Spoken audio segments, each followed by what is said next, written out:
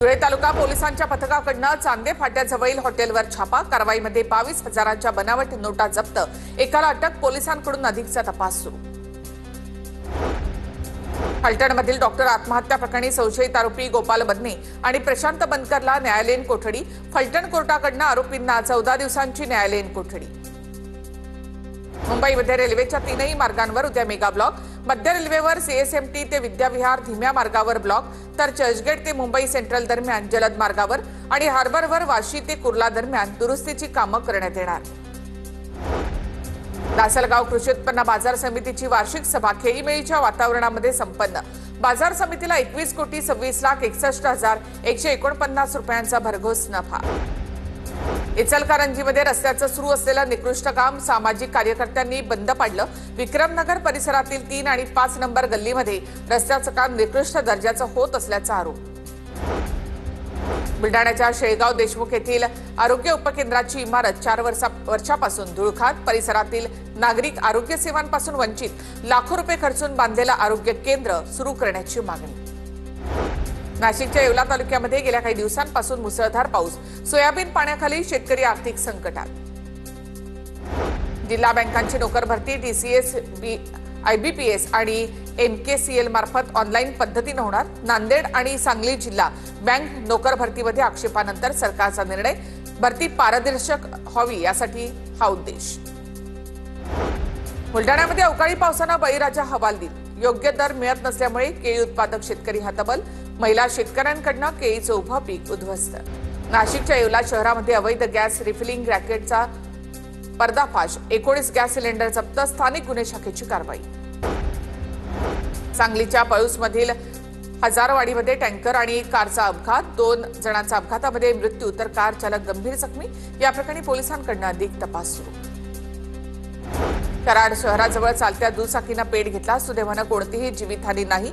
या घटनेमुळे महामार्गावर एकच खळबळ माजली। इचलकरंजीमधील अभिनंदन कोल्हापुरे हत्या प्रकरणी 2 जणांना अटक। विवेक साळुंखे आणि ओमकार राऊत अशी दोघांची नावं। अल्पवयीन आरोपींची बालसुधार गृहामध्ये रवानगी।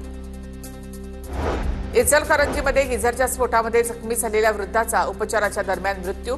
जखमी झालेल्या वृद्ध दाम्पत्यापैकी पत्नी मनीषा यांच्यावर उपचार सुरू। धुळ्याच्या देवपूर पोलिसांकडून एका मसाज पार्लरवर कारवाई। छाप्यामध्ये 2 संशयित महिला आणि एका मुलाला ताब्यात घेतलं। या ठिकाणी गैरप्रकार सुरू असल्याचा स्थानिक नागरिकांचा आरोप आहे। जळगावच्या भुसावळ शहरामध्ये रॉबरी प्रकरणामध्ये 6 आरोपींना अटक। 25 लाखांचा दरोडा टाकल्याची पोलीस अधीक्षकांची माहिती। अटक केलेले आरोपी सराईत गुन्हेगार असल्याची ही माहिती। पेंडी धरणग्रस्तांचा नांदेडमधील रावणगाव ते मुंबई असा मंत्रालयापर्यंत पायी मोर्चा सुरू। धरणग्रस्तांच्या प्रलंबित मागण्यांसाठी पायी मोर्चा। मागण्या पूर्ण न झाल्यास तीव्र आंदोलन करण्याचा इशारा।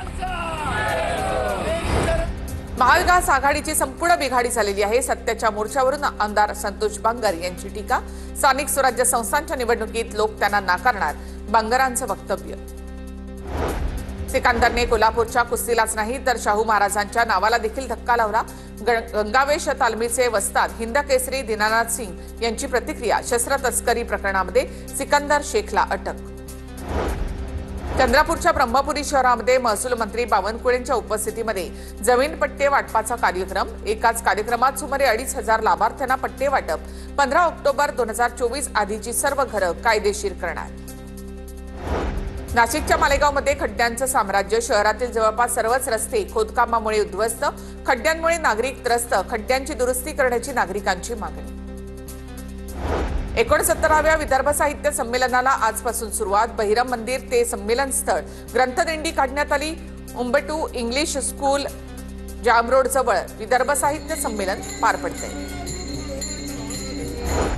अवकाळी पावसामुळे सिंधुदुर्गामध्ये शेतकऱ्यांच्या पिकांचं नुकसान। सरसकट नुकसान भरपाई देण्याची शेतकऱ्यांची मागणी। जालना जिल्ह्याला येलो अलर्ट जारी। सोसाट्याच्या वाऱ्यासह पावसाची शक्यता। नागरिकांनी सतर्क राहण्याचं आवाहन। पावसामुळे शेती पिकाचं नुकसान होण्याची भीती। धाराशिवच्या संजीतपूरमध्ये पुलाची उंची वाढवण्यासाठी तेरणा नदीपात्रामध्ये ग्रामस्थांचं उपोषण सुरू। गेल्या 10 वर्षांपासून पुलाची उंची वाढवण्याची ग्रामस्थांची मागणी। पुलाच्या कामाला सुरुवात केल्याशिवाय उपोषण मागे घेणार नाही अशी भूमिका।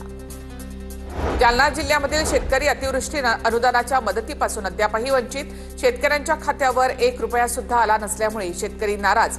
जिल्ह्यामधल्या सर्व तालुक्यांना अतिवृष्टीचा मोठा फटका बसला होता.